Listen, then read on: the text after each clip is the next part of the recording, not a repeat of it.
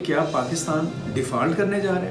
एक दिन के अंदर इस मुल्क के ऊपर जो कर्ज था गैर मुल्की, उसमें 1800 अरब रुपए का इजाफा हो गया। ऐसा लग रहा है कि कोई भी चीज़ उनके हाथ में नहीं है। रोज़ाना की बुनियाद पर महंगाई का एक बम जो है लोगों के सर पर गिराया जा रहा है।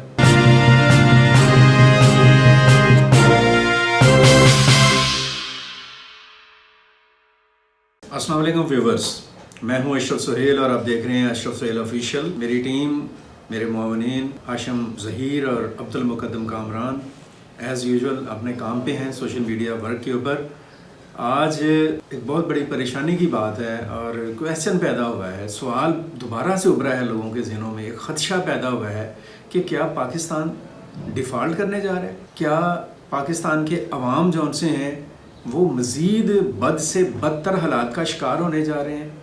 और इन हालात में जो हमारी हुकूमत है और जो सियासी क़ुव्वतें हैं वो कर क्या रही हैं? आज का अहवाल ये है कि आज सुबह उठते ही जो कारोबारी दिन का आगाज़ हुआ तो इस दिन में डॉलर ने इतने बेरहमाना तरीके से रुपए को कत्ल किया, बल्कि कत्ल आम किया, कि जिसके नतीजे में एक दिन के अंदर इस मुल्क के ऊपर जो कर्ज था गैर मुल्की, उसमें 1800 अरब रुपए का इजाफा हो गया।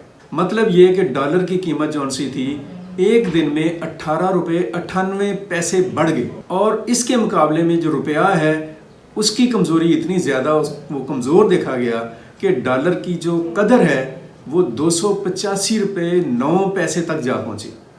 ये 285 रुपये 9 पैसे पाकिस्तान की तारीख़ का, मुआशी तारीख़ का एक हौलनाक फिगर है, एक खौफनाक अदद है। और यकीनी तौर पर यह सूरत जौन सी है, इसके नतीजे में मुल्क के अंदर महंगाई का एक खौफनाक और बेकाबू तूफ़ान जौन सा है वो उसने सर उठाया है। और एक आध दिन के अंदर जो आम आदमी है, मुल्क की 90% से ज़्यादा आबादी जौन सी है, जो मुतवसत तबका है और जो गरीब तबका है और जो ख़त अफलास से नीचे ज़िंदा रहने वाले लोग हैं, उनको अंदाज़ा हो जाएगा कि हमारे साथ हो क्या गया है, सूरत हाल हमारे साथ क्या बनी। और मैं आपको बताऊं कि ये जो हुकूमत है, मौजूदा हुकूमत, मुझे नहीं समझ आ रही है इस चीज़ की कि इसके मुआशी माहिरीन और वज़ीर-ए-आज़म शहबाज शरीफ और उनके जो इत्तेहादी जमातें हैं इस सूरत हाल को कंट्रोल करने के लिए कर क्या रहे हैं। ऐसा लग रहा है कि कोई भी चीज़ उनके हाथ में नहीं है। यानी एक लंबी उनके पीछे एक हिस्ट्री है इक़्तिदार की और इख्तियार की और हुकूमत करने की और सियासी मैच्योरिटी की। उसके बावजूद ये तमाम सियासी जमातें और इसहाक डार जैसे चैम्पियन वज़ीर ख़जाना, वो समझते कुछ नहीं थे इन अमूर को। अब हालात ये हैं कि ऐसे थपेड़े पड़ रहे हैं हुकूमत को कि उसे समझ नहीं आ रही मैंने किधर जाना है।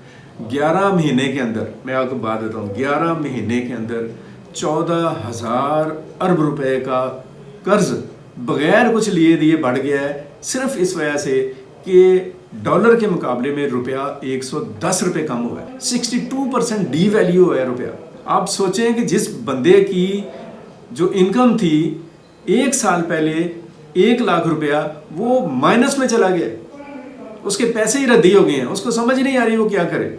ये है हालात, ये है सूरत हाल। इसके बाद जो इक़्तिसादी अशारिये हैं आप उनको देख लें, तजारती खसारे को देख लें, उसके बाद आप पेट्रोलियम मसनूआत को देख लें, उनकी कीमतें कहाँ से कहाँ जा पहुँची हैं। अब तो लोगों ने ये भी पूछना शुरू कर दिया कि खान साहब के पास कौन से ऐसे वसाइल थे कि उन्होंने पेट्रोल था 160 रुपये पर रखा हुआ था, आपके वसाइल कहाँ चले गए? 160 रुपये पर जो पेट्रोल की कीमत थी पर लीटर पिछले साल यानी 1 साल पहले, अब वो कीमत जौन सी है 267 रुपये तक जा पहुंची है। 267 हॉरिबल फिगर। एक आम आदमी किधर जाएगा? बिजली के लिए अभी आज ही दरख्वास्त दे दी गई है कि कोई 3 रुपये 68 पैसे उसकी कीमत बढ़ा दे। गैस की कीमत, ज़रूरी बुनियादी चीज़ें उनकी कीमत, यूटिलिटी स्टोर के ऊपर लोगों को घी नहीं मिल रहा, गरीब लोगों को जो वहाँ से जाकर कुछ खरीद लेते थे अपनी आसानी के लिए। लोगों को दूर दूर तक कोई रिलीफ आता दिखाई नहीं दे रहा। एक अजीब कैफियत है, एक अजीब हालत है। और इन हालात में हमारे जो वज़ीर आज़म हैं शहबाज शरीफ, उनका एक बयान सामने आ रहा है कि पाकिस्तान और पाकिस्तान की हुकूमत तुर्की और शाम के ज़लज़ला ज़दगान की मदद के लिए हर काम करेगी, हर मुमकिन आगे जाएगी। सर बिल्कुल जाएं, हमारे वो भाई हैं, लेकिन आप ज़रा अपने नीचे भी देखें, करोड़ों लोग पाकिस्तान के जौन से हैं, उनके हालात क्या हैं, वो किन हालात का शिकार हैं, किन मसाइल का शिकार हैं। ذرا ان کی طرف بھی دھیان کیجیے. مہنگائی نے، غربت نے، افلاس نے، بے چارگی نے لوگوں کو تباہ کر دیا ہے. روزانہ کی بنیاد پر مہنگائی کا ایک بم جو ہے لوگوں کے سر پر گرایا جا رہا ہے. تھوڑا سا خدا کا خوف کریں. ابھی آج اسحاق ڈار صاحب نے کہا جی IMF کے ساتھ ہماری آج بات شروع ہو رہی ہے، امید ہے کہ معاہدہ ہو جائے گا. وہ جو کچھ بھی ہونا ہے اس کے اوپر قوم کو اعتماد میں لیں. میں پرائم منسٹر صاحب سے یہ بات کہوں گا، قوم کو اعتماد میں لیں. اگر انہوں نے قوم کو اعتماد میں نہ لیا تو حالات ان کے قابو سے باہر ہو جائیں گے. اور ایسا لگ رہا ہے، مجھے خوف محسوس ہونا شروع ہو گیا کہ خدا نہ خواستہ، اللہ نہ کرے کہ لوگ ملک کے اندر آپس میں لڑنا جھگڑنا شروع کر دیں. مہنگائی کی وجہ سے، بے روزگاری کی وجہ سے، بے یقینی اور بد اعتمادی کی وجہ سے. آپ کو پتہ نہیں کون سی الجھنیں ہیں جو حکومت ہے وہ کدھر جا رہی ہے، وہ کیا کر رہی ہے. کچھ خدا کا خوف کریں. آپ نے کس بل بوتے کے اوپر تحریک انصاف سے اقتدار لیا تھا بائی ہک اور کروک، آپ اس پر بھی قوم کو اعتماد میں لیں. یہ بڑی ہی خوفناک صورتحال ہے، بہت ہی تشویشناک صورتحال ہے. اور آخر پہ لاسٹ بٹ نٹ لیسٹ میں آپ لوگوں سے یہ کہنا چاہوں گا کہ جتنے بھی ہمارے سیاسی اکابرین ہیں، خاص طور پر جو مقتدر اکابرین ہیں، جتنے بھی لوگ ہیں، نام لیے بغیر میں کہتا ہوں، لوگ خود ہی سمجھ جائیں گے میں کن کو کہہ رہا ہوں. ان کے پاس جو دولت ہے اور ملک کے باہر جو اثاثے انہوں نے بینکوں میں اکٹھے کیے ہوئے ہیں اور بڑی بڑی عمارتیں اور بلڈنگز جو کھڑی کی ہوئی ہیں وہ اربوں ڈالرز کی ہیں. آپ ان کو اپنی کسٹڈی میں رکھ لیں. آپ تو اس وقت اقتدار میں ہیں. اس پیسے کو ہی ملک کے اندر لے آئیں، ملک کے بینکوں میں ڈال دیں کہ ملک کی اکانومی کا مورال اچھا ہو جائے اور یہ جو ڈالر کی جو بدماشی ہے یہ ختم ہو جائے. خدا کے لیے اس پہلو پر بھی غور کریں. صرف عوام کو رگڑا نہ لگائیں. ڈالر مہنگا، پیٹرول مہنگا، بجلی مہنگی، گیس مہنگی، یہ کس کے لیے کر رہے ہیں آپ؟ عام لوگوں کے لیے. ان کو مار ڈالنا چاہتے ہیں. مر جائے گی مخلوق تو انصاف کرو گے. اگر انصاف کرنا ہے تو پھر اپنے گھر سے شروع کریں. لائیں وہ پیسہ جو باہر پڑا ہوا ہے اور رکھیں ملک کے اندر، اپنے اکاؤنٹ میں رکھیں.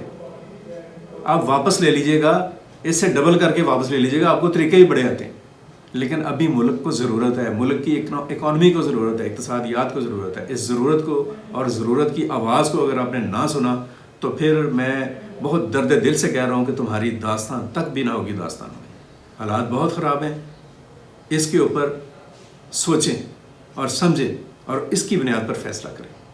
آپ سب لوگ اپنا خیال رکھیں، اچھا سوچنے کی کوشش کرتے رہیں، اچھا کرنے کی کوشش کرتے رہیں. آپ جو بھی کر سکتے ہیں پاکستان کے لیے وہ ضرور کریں.